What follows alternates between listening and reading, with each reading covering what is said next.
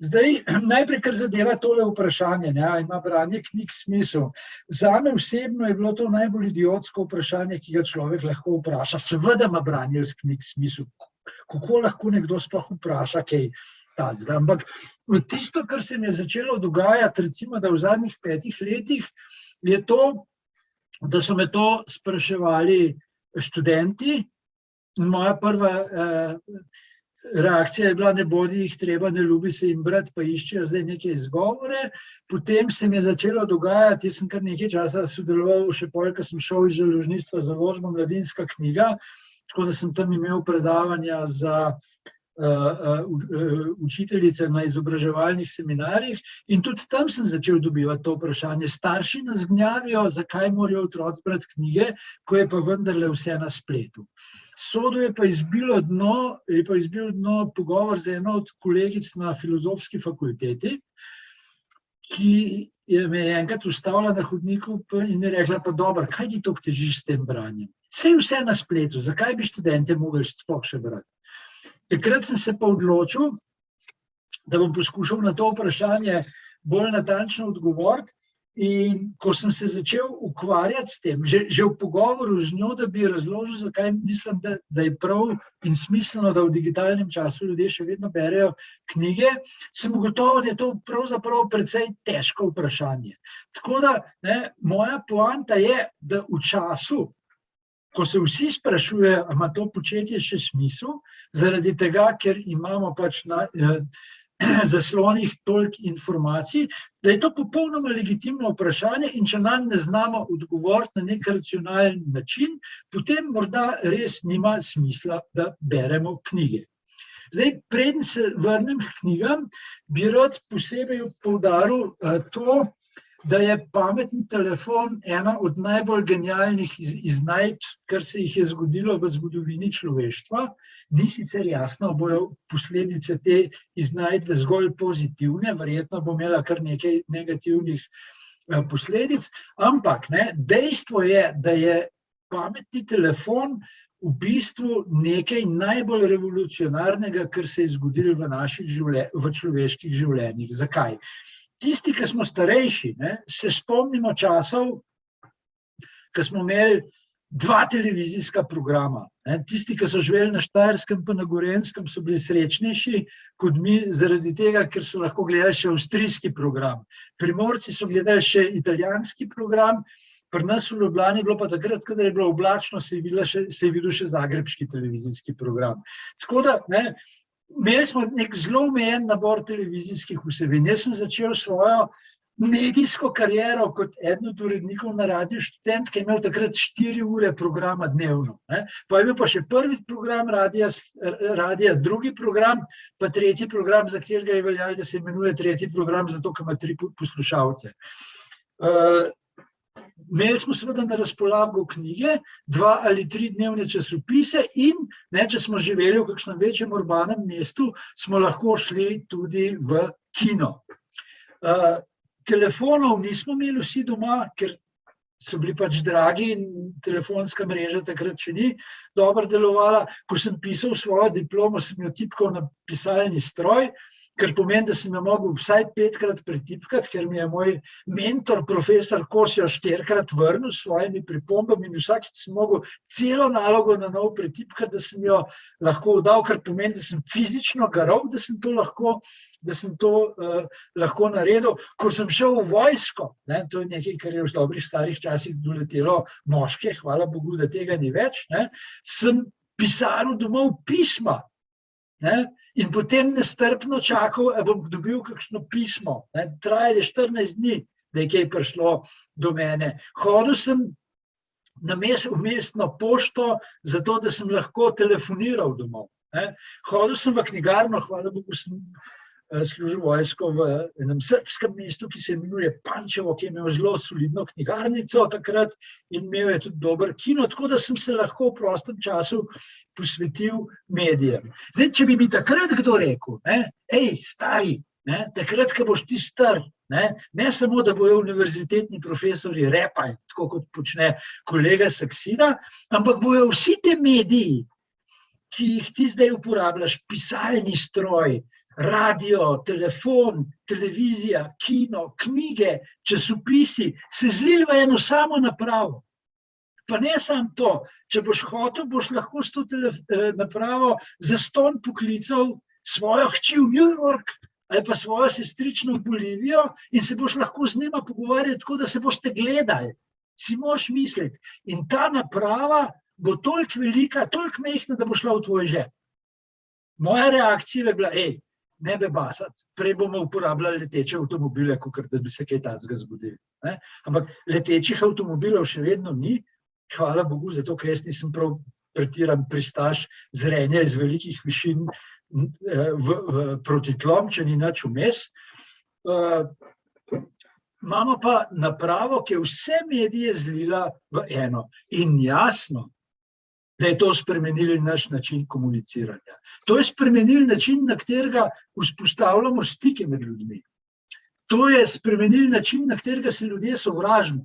Če sem se jaz hotel streljati, takrat leta 85, recimo, 100 ljudmi, je bila to misija nemogoče. Danes je dosti, da objavim eno slarijo na Facebooku in evo, sem skregan z nekaj 100 ljudmi lahko v sekundi. Danes se tudi drugače zaljubljam, drugače komuniciramo. Skratka, pametni telefon je spremenil ves način komuniciranja, ki ga imamo, in jasno je, da je postavil v en podrejen položaj tudi knjige. Tista glavna razlika je pa seveda v tem, da zaslonsko okolje, to danes iz številnih psiholoških raziskav kar dobro vemo, zaslonsko okolje funkcionira tako, da ko uporabljamo zaslonski medij, ko uporabljamo pametni telefon, nekako pričakujemo, da bomo ves čas menjavali našo pozornost. Temu rečemo večupravilnost. Večupravilnost je sicer mit, zato ker ljudje, kot bom malo kasneje natančneje še razložil, ne moramo več stvari, različnih stvari početi hkrati. Lahko pa počnemo več stvari zapored v zelo kratkih časovnih razmakih. In to praviloma delamo, ko uporabljamo pametne telefone. V nič se ne poglobimo, ampak v kratkem času pa prebrskamo ogromno količino informacij. In to je seveda, da ne bo nesporazumov, lahko super, če s tem najdemo tisto, kar iščemo in če si s tem pomagamo pri navigaciji v sodobnem svetu. Ampak tisto, česar pri tem ne naredimo in kar pri tem zamudimo, je pa vse tisto, kar dobimo, če beremo knjige. In jaz sem v svoji knjigi nekako poskušal združiti 10 odgovorov. Najprej sem jih imel 6, pa je urednica rekla, lepo te prosim, kakšna številka pa je 6, me jih vsaj 7 ali pa 10, ker 7 je pravlično število, 10 se pa lahko izide, zato smo potem se na koncu odločili za 10 razlogov, ki so čist logični in konsistentni. Zdaj, prva stvar, ki se zgodi, ko beremo knjige, je to, da pri branju avtomatiziramo delovni spomin. Kot sem že omenjal, smo ljudje narejeni tako, da lahko počnemo hkrati zelo malo stvari. Če ne verjamete, poskusite hkrati recitirati Zdravljico, pa brati zadnjo knjigo od kolege Saksida ali pa zraven brati kakšne reperske izdelke od kolege Trkaja. Ne bo šlo. Lahko ali recitirate Zdravljico ali pa berete katerokoli leposlovno delo vam pride pod roko. Ampak, in to je pač neka omejitev pri delovanju tako imenovanega delovnega spomina. Tisto, kar ljudje znamo narediti in zaradi česar tudi smo ljudje, je pa to, da znamo delovni spomin vršiti na finto. Vržemo ga pa na finto tako, da določene mentalne dejavnosti avtomatiziramo. Avtomatiziramo jih pa tako, da jih s pogosto vadbo tako usvojimo, da jih počnemo tako rekoč nezavedno. Skratka, če bi jaz vadil kakšno leto ali 2 recitiranje Zdravljice ob branju drugih literarnih del, bi najbrž v 2-3 letih prišel do tega, da bi lahko recitiral Zdravljico pa bral zraven. Najbrž pravim zato, ker tega nihče pri zdravi pameti še ni poskusil in ker je pač škoda časa v življenju za take eksperimente. Ampak tisto, kar pa vemo, je pa to, da je avtomatika delovnega spomina blazno pomembna pri branju. Zakaj? Zaradi tega, ker takrat, ko berem, če sem jaz vešč bralec, bom razlogi za branje knjig, bom v nanosekundi razbral, kaj tukaj piše. Če pa ne bom vešč bralec, bom pa mogel tole razlogi za branje knjig črkovati od črke do črke, grozno mukotrpno, R, A, Z, L, in ko bom celo besedo do konca prečrkoval, bom že pozabil, katera črka je bila na začetku, ker mi delovni spomin ne dela na tak način. In če ne bom znal dobro, če ne bom imel avtomatiziranega delovnega spomina, bo moj problem seveda ta, da mi bo vso kapaciteto delovnega spomina požrlo črkovanje. Če sem pa vešč bralec, bo pa moj delovni spomin deloval tako, da bo v celoti avtomatiziran in bom vse kapacitete delovnega spomina lahko porabil za procesiranje tistega, kar bom prebral. Tako da, poenostavljeno rečeno, človeška pamet, zelo poenostavljeno rečeno, deluje tako, da skozi svoje čute, ki jim rečemo senzorni spomin, vsrkavamo informacije iz zunanjega okolja, oči, nos, usta, ušesa, koža je blazno pomembna. In ta čutila seveda zelo vplivajo na to, kako vidimo svoje okolje. Ampak to ne bi šel tisti, ki so barvno slepi, vidijo en barvni razpon, tisti, ki so povsem slepi, imajo popolnoma drugače razvit slušni sistem. Skratka, ljudje smo zelo odvisni od svojega senzornega spomina. Ampak tisto, kar je pa za razumevanje branja ključno, je pa seveda to, da te informacije, ki jih skozi senzorni spomin v obliki zapisa dobimo kratkoročni spomin, v sekundi predelamo in sprocesiramo in porabimo vse svoje možganske kapacitete za to, da tisto, kar smo prebrali, sprocesiramo, razumemo in pošljemo v dolgoročni spomin, ki ima pa seveda to prednost, da ima skoraj da neomejeno kapaciteto. Dobro, z leti pač začne ta kapaciteta pešati, ampak trik je pa seveda v tem, da takrat, ko to sprocesirano prebrano vsebino soočimo s tistim, kar imamo v dolgoročnem spominu, na nek način ustvarjamo novo znanje. Produciramo novo vednost. Tako da, prvi razlog za branje je v resnici ta, da bolj kot smo pogosti bralci, bolj avtomatično je naše branje in bolje razumemo tisto, kar smo prebrali. V Sloveniji imamo po podatkih raziskave PIAK približno 20% ljudi, ki so na najnižji bralni pismenosti in ki imajo, taki ljudje recimo ne razumejo, če jim napišete stavek, kamnita blazina je bila prijetna in mehka, ne razumejo, da je v tem stavku protislovje. Tako je tudi zato, ker imajo težave z avtomatiko delovnega spomina in ker jim to, da preberejo tisto, kar je zapisano, požre vso sposobnost procesiranja prebranega. Tako da to je v bistvu ena od ključnih stvari. Tole je en tak zelo lep zgled, zelo enostaven zgled, tole vsi preberemo. Jesenice, puf, pa vemo, kaj je. Zato, ker smo avtomatizirani bralci slovenščine. Tole je ime ene vasi na Poljskem. Poljaki imajo blazno zabavo in veselje s tem, da zbirajo nemogoča svoja krajevna imena, imajo neko spletno stran 10 najbolj nemogočih krajevnih imen, ki jih tujci niso sposobni prebrati. In tale vas, bi jo jaz prebral, Poljaki jo znajo zelo tekoče prebrati. Tale vas je na tem spisku na 3. mestu in če bo šlo vse po sreči, bomo drugo leto poleti se odpravili na družinski dopust na Poljsko in bomo obiskali tudi to vas, ker me zelo zanima, kako izgleda kraj s tako nenavadnim imenom.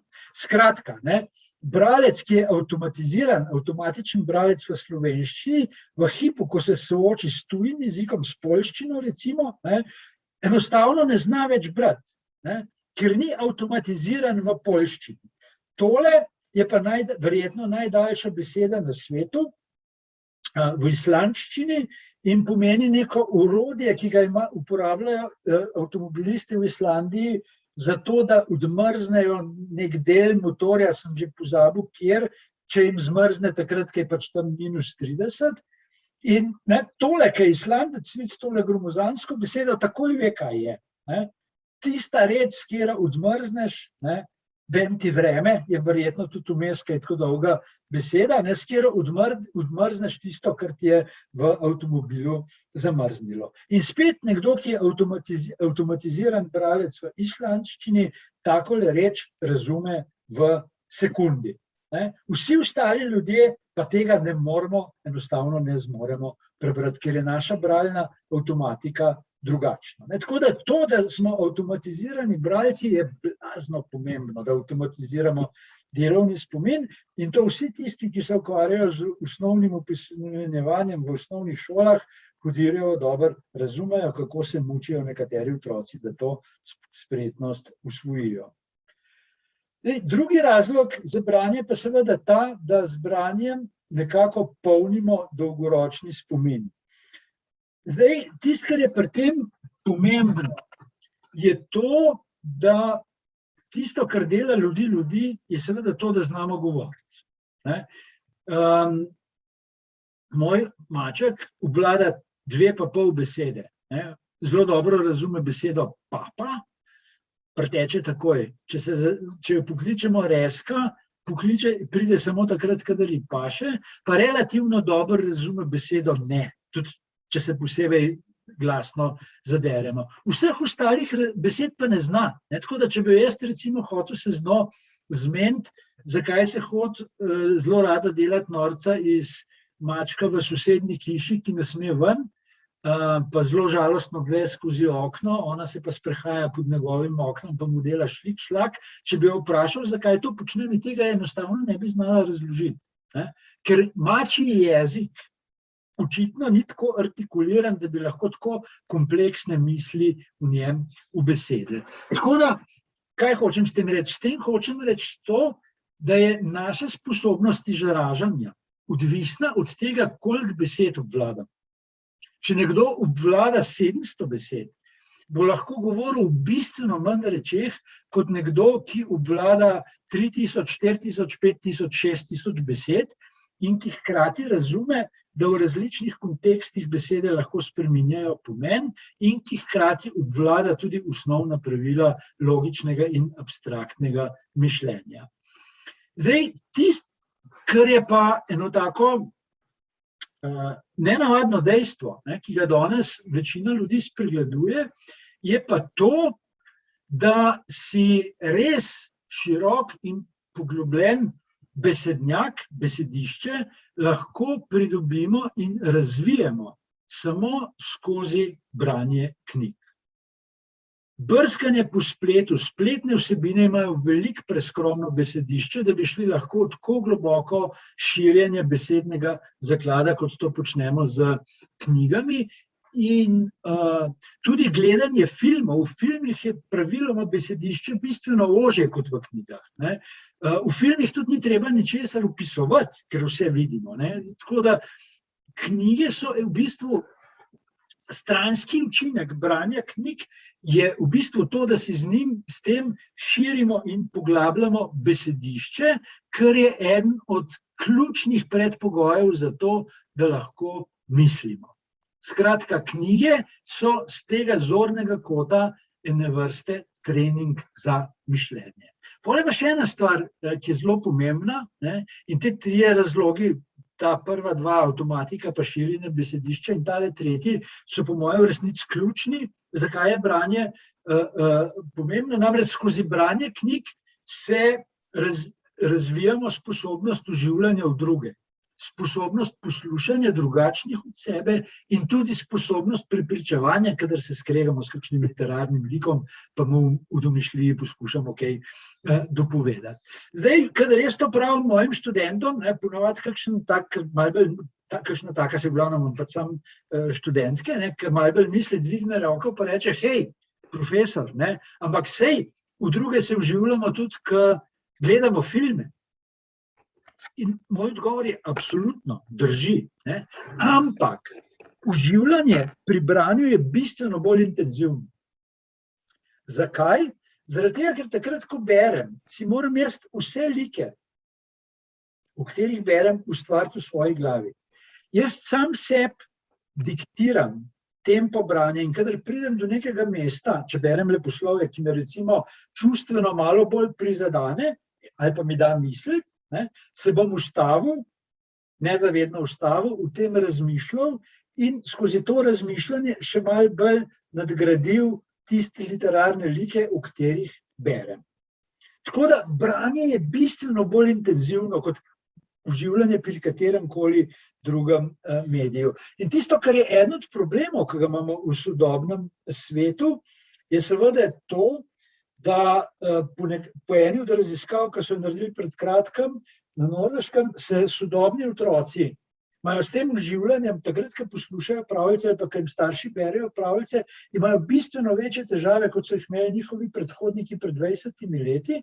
Zdaj, to raziskavo ponavljajo že na 40 let, in do letošnje raziskave so ves čas ugotavljali, da so si otroci zelo sposobni predstavljati v svoji glavi, v svoji domišljiji like pravljične.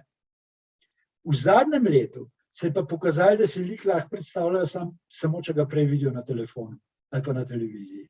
Skratka, ta pretirana raba vizualnih medijev pri otrokih na nek način ubija domišljijo. In to ni fajn. Zdaj, zakaj je ta sposobnost uživljanja v druge dobra? Ja, seveda zaradi tega, ker če bom jaz empatičen, bom boljš razumel svoje bližnje in bom boljš funkcioniral v skupnosti. Družba, v kateri je več empatičnih ljudi, je načeloma manj razcepljena. Načeloma je bolj sposobna sklepati kompromise. Načeloma je bolj sposobna iskati poti iz političnih zagad in načeloma je manj razdeljena. Zdaj, teli simboli spodaj žal niso simboli mojih sponzorjev, ampak so to logotipi podjetij, ki jih vodijo ljudje, ki so bralci knjig. Zakaj vemo, da so bralci knjig? Vemo zaradi tega, ker bodisi zdaj, ko so nesramno bogati, pa ne vejo, kaj bi čisto dobro počeli v življenju, tako kot Bill Gates, je ena od stvari, ki jih počnejo, ta, da berejo knjige in pišejo bloge v knjigah. Drugače pa HP, Alibaba je nekaj, kar je gromozansko veliko, njen lastnik je zdaj v hišnem priporu, zato ker je izražal določena nestrinjanja z kitajsko oblastjo, ampak po poklicu je profesor književnosti. Direktor HP-ja je bil umetnostni zgodovinar po osnovni izobrazbi. Chipotle je neka tehnološka firma tipa Volt, njen ustanovitelj ima diplomo iz primerjalne književnosti. Direktorica YouTubea, mislim, da je klasična filologinja ali umetnostna zgodovinarka. Skratka, vsi te imajo humanistično izobrazbo ali so pa in so kot taki tudi intenzivni bralci knjig, kar je pokazala ena raziskava, ki so jo naredili pri LinkedInu, ki je na vrste poslovni Facebook. Zakaj je to pomembno? Ja, očitno zaradi tega, ker so te ljudje kot voditelji v podjetjih sposobni boljš voditi svoje bližnje, ker so se bolj sposobni uživeti v njih. Ker so pač bralci knjig, in ena od teorij je seveda tudi ta, da tisti, ki veliko bere, ima boljš razvito domišljijo, zato zna tudi bolj strateško misliti in si predstavljati nepredvidljive rešitve v nepredvidljivih situacijah, kar je eden od predpogojev za uspešno vodenje organizacij. Pri branju pa seveda še en zelo pomemben razlog, o katerem mislim, da je govorila tudi kolegica, ki je govorila o branju stališča športne psihologije, namreč branje nas osredotoča. Eden od problemov zaslonskih medijev s to svojo večupravilnostjo je, da nas lahko zelo hitro naredi histerične, nevrotične, nesposobne osredotočenja. Branje knjig je pa protivtež temu. Branje knjig nas pa sili, da svoje mentalne sposobnosti osredotočimo zgolj v eno početje in to je branje. Zdaj, osredotočenje seveda ne vadimo zgolj pri branju knjig. Vadimo ga tudi, če igramo kakšen inštrument, vadimo ga, če, ne vem, delamo jogo, vadimo ga nenazadnje tudi pri kakšni intenzivni športni vadbi, skratka, ni da ni. Ampak pozitivni učinek tega treninga osredotočenja pri branju, da imamo pač druge dodatne pozitivne učinke zadaj. To je širjenje in poglabljanje besedišča, empatija in avtomatika branja. Še eno stvar bi rad posebej poudaril, namreč otroci, ki jim starši berejo, to je pokazala raziskava PIAAC, ob predpostavki, da so vsi ostali družbeni pogoji podobni. Skratka, otroci, ki so iz istega socialnega sloja, iz podobno imovitnih družin, so, če jim starši v otroštvu berejo, praviloma v poklicnem življenju, potem, ko postanejo odrasli, bolj uspešni od otrok, ki so zrasli v družinah, ki niso bralne. Skratka, tukaj obstoji ena zelo jasna korelacija. Raziskava PIAAC je pa ene vrste odvod od PISA, kar pomeni, da se dela v 35 državah na vzorcu nekaj 100.000 ljudi in tukaj je tako velik vzorec, da so te rezultati v bistvu razumljeni kot zelo verodostojni. Še en tip rezultatov govori o pomenu branja, namreč tale razpredelnica, ki je mogoče malo zapletena na prvi pogled, kaže eno zelo zanimivo korelacijo, za katero ne vemo, če je tudi vzročna, zato bo treba narediti še nekaj študij, raziskav, ampak korelacija je tako močna, da kar kliče po nadaljnjem raziskovanju. Namreč tukaj imate 10 največjih razvitih držav, 10 držav z največjimi domačimi, kjer imajo ljudje največje domače knjižnice. Predpostavka namreč je ta, da ljudje, ki otrokom berejo in ki imajo razvito bralno kulturo, imajo doma pač svojo domačo knjižnico. In v raziskavi PIAAC in PISA praviloma vprašajo sodelujoče, koliko knjig pa imate doma. Imajo potem tudi neko metodologijo, da sodelujočim pokažejo, koliko knjig je. Če jih imate toliko, jih imate 50, če jih imate toliko, jih imate 100. Skratka, ti odgovori so relativno točni. In tukaj imamo Estonija, Norveška, Švedska, Češka, Danska, Nova Zelandija, Finska, Nizozemska, Rusija in Izrael so države z največjimi domačimi knjigami, kjer imajo ljudje največje domače knjižnice. Te knjižnice so tam v povprečju po 300 knjig recimo na družino. Potem je pa v drugi tabelici globalni indeks inovacij. To je nekaj, kar pripravlja Svetovna organizacija za intelektualno lastnino. Bazično je skupa kazalnikov, zelo zapletenih, zračunajo, koliko so družbe inovativne. Potem imamo pa še indeks zadovoljstva, ki mu malo ponesrečeno v angleščini reče World Happiness Index. Jaz srečo seveda razumem malo drugače, kot jo razumem v tej raziskavi. Gre v bistvu za to, koliko so ljudje zadovoljni s svojim življenjem. In tukaj pa metodologija zelo enostavna. Ljudje vprašajo, koliko ste se smejali v zadnjih 24 urah, pa ali imate mrežo prijateljev, na katero se lahko zanesete, če vam gre v življenju kaj narobe. Potem pa odgovore na te vprašanje kombinirajo z stopnjo korupcije, stopnjo kriminala in stopnjo umrljivosti. Zakaj? Zato, ker je pač predpostavka, da tam, kjer je veliko kriminala, veliko korupcije, pa kjer ljudje umirajo mladi, načeloma velja, da so ljudje nezadovoljni z življenjem, ker take stvari pač ne vplivajo na življenjsko zadovoljstvo. In zdaj, če tole pogledam, vidimo, da tele države, ki so zeleno označene, so Švedska, Danska, Finska in Nizozemska, so prve so med prvimi 10 po obeh indeksih.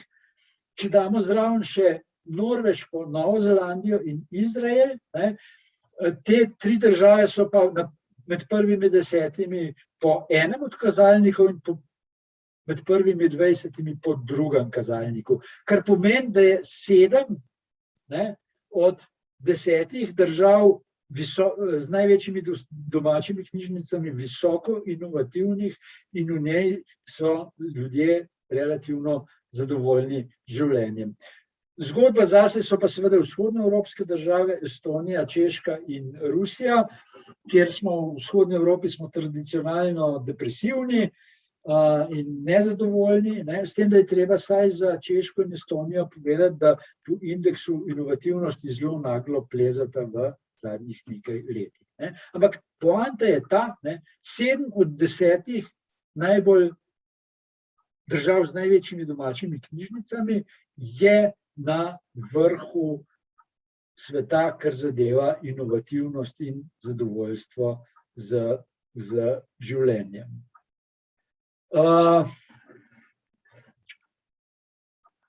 Tukaj mogoče sam še to, preden gremo k tem naporom.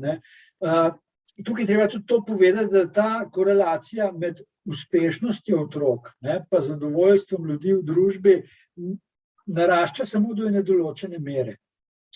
Namreč, polka imamo doma, recimo tam nekje 300-400 knjig, pol ta korelacija zgine. Tako da nekdo, ki ima doma 5000 knjig, bo imel teh 5000 knjig na uspešnost otrok v življenju popolnoma enako vpliv, kot če je doma 300 ali 400 knjig. Največji skok se pa zgodi med 20 pa 100 knjigami.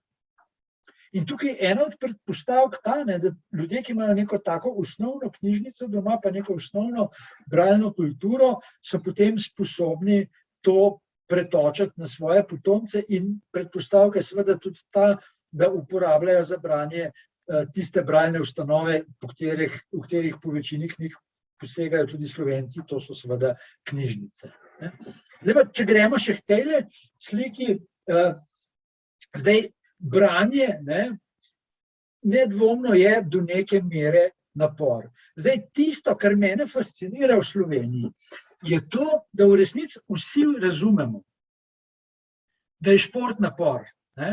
Noben ne misli, da je Tadej Pogačar zmagal na Tour de France, zato ker je prej en let doma ležal na kavču pa razmišljal v smislu življenja. Ne. On je zmagal na Tour de France ne samo zato, ker je neverjeten izjemen talent, ampak je zmagal tudi zato, ker je garal, ker je gonil svoje telo in svoj kolo do skrajnih meja napora in ker je bil v tej sposobnosti boljši od vseh ostalih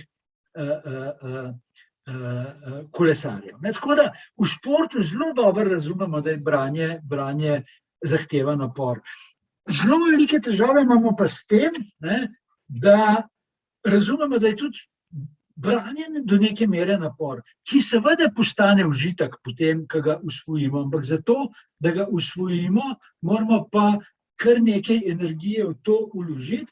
In tista stvar, ki mene zadnje čase začenja počasi motiti, je to, da takrat, ko se pogovarjamo o bremenitvah otrok, se zelo pogosto reče, bogi otroci, toliko enega groznega balasta imajo. Ampak, če gremo gledati učne načrte, je v njih resnic, po vsaki reviziji učnih načrtov je tam noter majčkeno manj. Tako da, če bomo tako nadaljevali, bo leta 2046 v učnih načrtih sploh ne bo več nič, zato da ne bo učenje postalo prehud napor. Tako da, to izenačevanje napora z balastom je po mojem mnenju zgrešeno. Seveda je kar nekaj balasta in zmeraj je treba, takrat, ko se pogovarjamo o učnih načrtih, te načrte prevetriti. Ampak imeti pa izgovor za to, da otrokom ni treba brati, ali pa da berejo zmeraj manj, zato ker je to prenaporno zanje.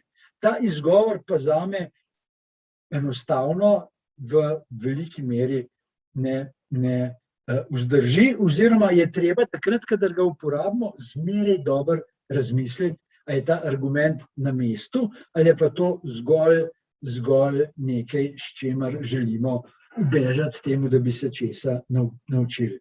Tako da, ta percepcija napora je pa seveda zelo pogosto povezana z družinskim okoljem. Če v neki družini branje, zadovoljstvo in navada, se to prenese tudi na potomce.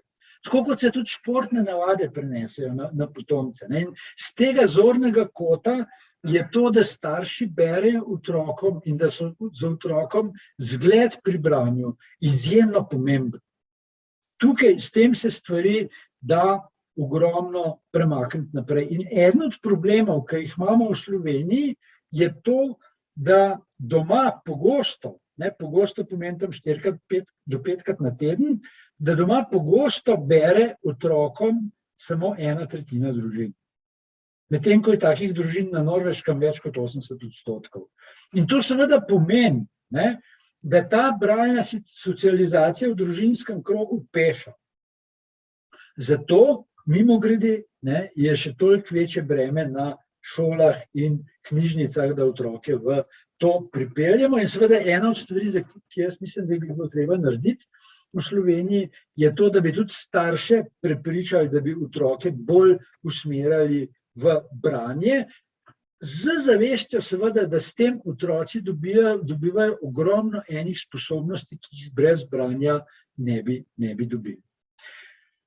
Za nas, ki smo pripadniki majhnega slovenskega naroda, je zelo pomembno tudi to, da smo večjezični. Sej, Bog pomagaj, v tistem hipu, ko se odpeljemo, v Mariboru ste iz slovenskega govornega območja v dobre pol ure. Iz Ljubljane rabimo mogoče 1 uro levo, desno, gore, dole, pa smo ali v italijanskem kulturnem prostoru, ali v nemškem, ali v hrvaškem, edino do madžarskega je malo dlje. Ampak tudi prideš 1, 2, 3, dobre 2 ure, pa si že tudi na madžarskem govornem področju. Tako da, mi, ki smo pripadniki majhnih narodov, moramo biti večjezični. Zdaj, tisto, kar je pa pomembno, in to je ena blazna prednost spet, da moramo biti večjezični, tisto, kar je pomembno pri tem, je pa to, da ko se učimo en drug jezik, se učimo tudi enega drugačnega načina razmišljanja in čustvovanja. So jeziki, da jih ne bom konkretno navajal, ki so super za preklinjanje. Slovenščina je popolnoma neprimeren jezik za preklinjanje, zato si moramo pomagati z besedami, ki jih uvažamo z drugih jezikov, je pa zato toliko bolj primeren jezik za jamranje in pritoževanje. To je ful plastičen jezik, kar se tega tiče. In zdaj, če se sprehajamo med več jeziki, lahko na ta način dobimo neke vrste distanco, tudi do tistega, kar počnemo v lastnem jeziku, in nam to morda da malo bolj misliti tudi o tem, kdo smo in kaj smo. Tako da to znanje tujega jezika je super zato, ker lahko sami sebe razumemo na boljši in drugačen način. Moram pa, ampak to pustimo pri strani, povedal sem jaz v teh stvareh seveda konzervativc. Jaz mislim, da moramo imeti sidrišče v enem določenem jeziku in v eni določeni kulturi. Biti razpršen, globaliziran na 100 koncev, brez jasne identitete, ni fajn. Fajn je biti pripadnik neke skupnosti, čeprav ta skupnost kdaj tudi malo ubrisan deluje, ampak fajn je imeti nekje svoje korenine. In šele takrat, ko imamo korenine nekje, lahko ta potovanja po drugih jezikovnih in kulturnih območjih bolj produktivno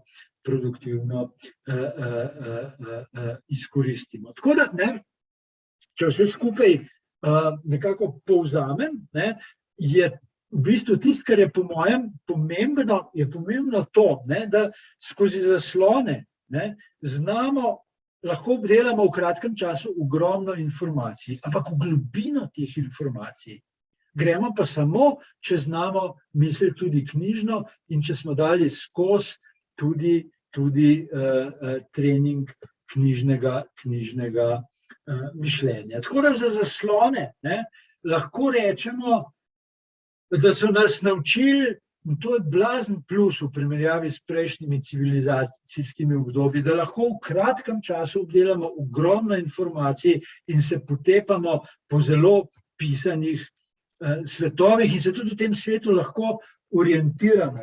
Ampak to plutje, to drsanje po morju informacij nam čist nič ne pomaga, če ne znamo iti v globino. In zato, da znamo iti v globino, rabimo pa neke vrste trening globokega in poglobljenega mišljenja in osredotočenja in empatije, ki ga pa najlažje dobimo skozi branje knjig. Tako da, če bi jaz predpisal, lahko predpisal formulo, civilizacijsko in kulturno formulo, ki bi bila zmagovita, bi rekel, zmagovalci bodo tisti, ki bodo znali na pameten način uporabljati vse prednosti zaslonskih medijev, vse prednosti zaslonskih medijev bodo pa znali uporabljati šele, če bodo znali razmišljati knjižno. In tisto, kar je zanimiv, mogoče samo še to, če bi šli nazaj na tisto tabelico 10 najbolj razvitih držav z največjimi knjižnicami, pa najbolj inovativnih držav, pa najbolj zadovoljnih držav, bi ugotovili, da je 9 od teh držav takih, da so tako majhne, da morajo ljudje obvladati več jezikov, če hočejo preživeti v širšem okolju, ali so pa že po svoji naravi dvojezične. Tako da dvojezičnost je prednost, in ki nam boljš pomaga misliti z lastno glavo, in to je nekaj, kar jaz verjamem, da bi lahko mi v Sloveniji izkoristili še bolj, kot izkoriščamo. Tako da moja ključna poanta je to, da se z branjem knjig v resnici učimo misliti z lastno glavo in biti človeški do drugih. In to je seveda nekaj, kar je za eno normalno, produktivno delovanje človeške civilizacije neprecenljivo. To je tisto, kar nas dela ljudi, kar nas dela boljše od mačk in od strojev. Tega tudi stroji ne znajo. Tako da branje knjig, tukaj je ta tabela, sem jo malo narodno umestil, vse države, ki so z rdečo barvo označene, so večjezične.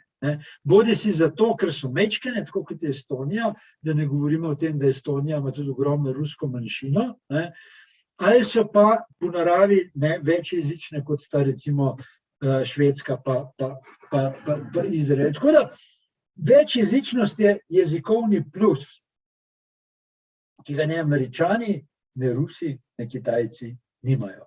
Mi smo res majhni, ampak če bi znali voditi pravo kulturno politiko, če bi svoje vrednote usmerili v prave smeri, bi bili lahko bistveno bolj uspešni od velikih držav. Zdaj pa za konec samo eno majhno svarilo. Branje nas ne dela avtomatično boljše. Tili trije gospodje imajo na puklu daleč največ mrtvih. Korona je amater v primeri z njimi. Stalin, Hitler in Mao Tse-tung. Vsi so imeli bogate domače knjižnice in vsi so bili bralci in vsi trije so Bog pomagaj in pomahaj v bistvu ljudje, ki so krivi za kar nekaj zločinov proti človeštvu. Tako da branje jih ni naredilo boljše. Mimogrede, jih je pa to, da so bili bralci, naredilo dovolj modre, da so razumeli, da so knjige nevarne.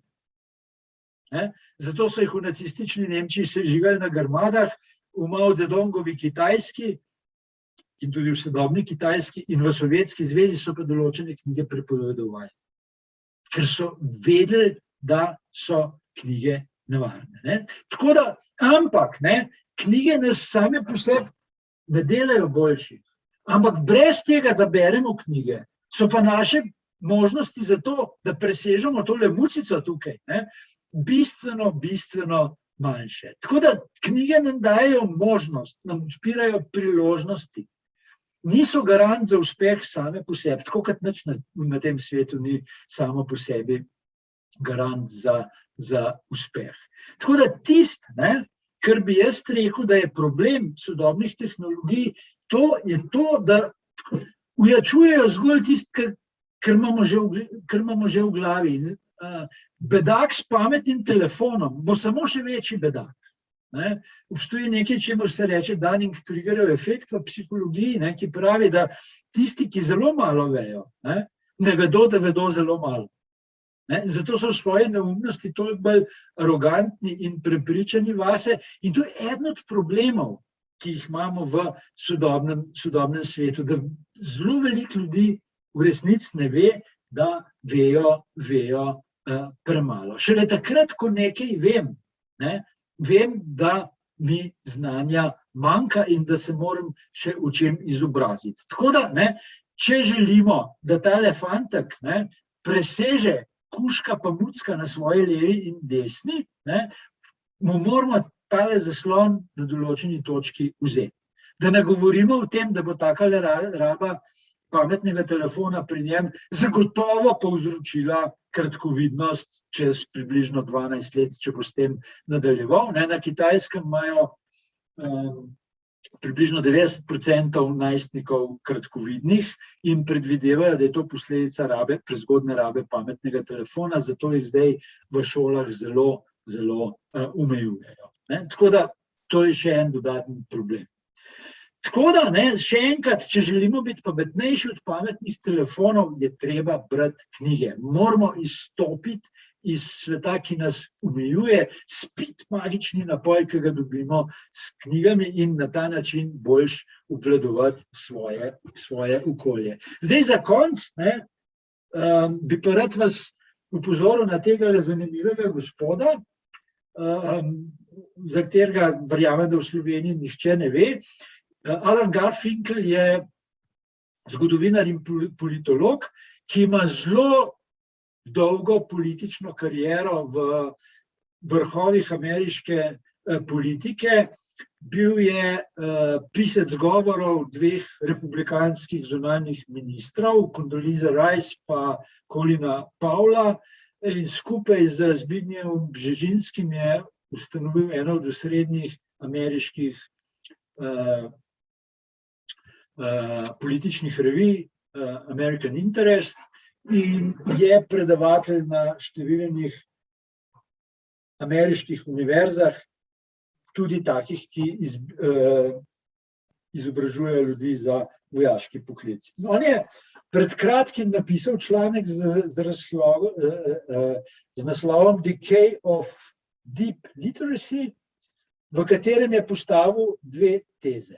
Prva teza je, Združene države v Ameriki so v krizi, ker ameriška politična elita ne zna več misliti. In zato je kar nekaj dokazov, ne samo Trumpova vladavina, ampak verjetno najbolj notoričen dokaz je to, kar se jim je zgodilo v Afganistanu. Ko so zasedli Afganistan, so tam vladali talibani. Zasedli so ga zato, da bi iz Afganistana naredili bolj civilizirano, bolj zahodno družbo. Ko so letos poleti zapustili Afganistan, so ga prepustili talibanom, pa ne samo, da so jim prepustili državo, prepustili so jim orožarski arzenal, ki danes Afganistan dela za eno najbolj oboroženih držav na svetu. Skratka, naredili so nekaj idiotskega, milo rečeno idiotskega. In vrgli so stran nekaj trilijonov dolarjev, zato ker so okupirali državo, s kjer niso znali narediti nič pametnega, in so tam izvajali oblast na tak način, da je en del ljudi prihod talibanov doživel kot osvoboditev.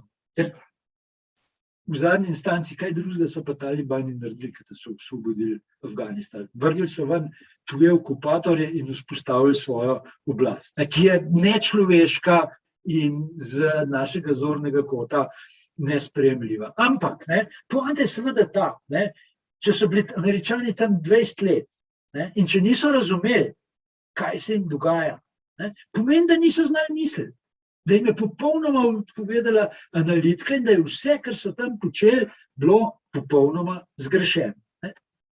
Težko se ne strinjati z tako tezo, če so dokazi tako očitni. Zdaj, druga teza, ki je pa za nas zanimiva, je pa spet taka. Tako je zato, ker so na univerzah, ameriških univerzah branje knjig izgnali iz kurikula. Zakaj? Pravi Garfinkel, zato, ker kompleksnih stvari se ne da obrazložiti drugače kot v knjigah. In ko študentje berejo knjige, se s tem trenirajo v kompleksnem mišljenju. In tisto, kar se je zgodilo na ameriških univerzah in kar se dogaja tudi na slovenskih univerzah, je pa to, da beremo izseke iz poglavij, članke, študentje hočejo imeti točno predpisano, koliko strani bojo prebrali, ECTS kredite se da prevajati v število strani, tako da branje knjig tudi na naših univerzah zginja. In Garfinkelova teza je bila, če želimo imeti intelektualno elito, jo moramo natrenirati v branju knjig. Ne bi se mogel bolj strinjati s tem, da kot pripadnik malega naroda verjamem v to, da ne gre samo za elito. Če smo majhni in tudi če imamo malce socialnega čuta, bi moral biti naš cilj, da imamo bralno umikanih čim več ljudi. Skratka, da je ta elita čim širša.